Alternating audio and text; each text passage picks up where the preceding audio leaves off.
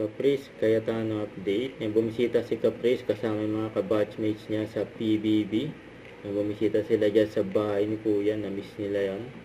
At na-meet din ni Caprice. Si Nene Tamayo, yung first grand winner ng PBB. Siyempre yung latest, si Caprice. Ito yung pagdating ni Caprice. Yung pagbisita dyan sa PBB. Kasama yung nabangan dyan si Caprice.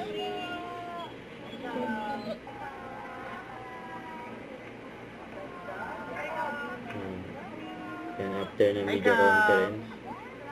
Ni Caprice Nakikita ito dyan sila dyan sa bahay ni Kuya.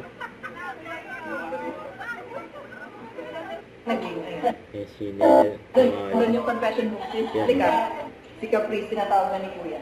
Wala nang ilaw!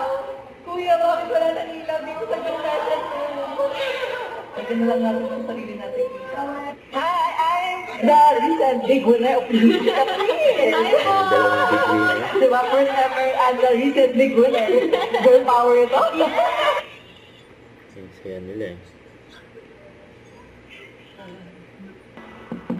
Tapos nag-TikTok din si Caprice. Si Lee Victor.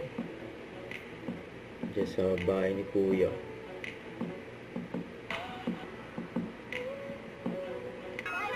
Ayan, applicable lang pa nga si Caprice. Ayan, nabot na ng gabi si Caprice. Diyan sa bahay ni Kuya. Ayan, dahil mga fans oh. Kasi nagpa-picture kay Caprice yan. Thank you.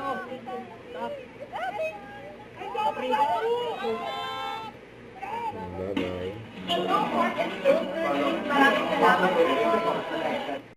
Don't forget to subscribe, click the notification bell for more update. This is Sweet Charting Action Vlog. Stay tuned for more videos.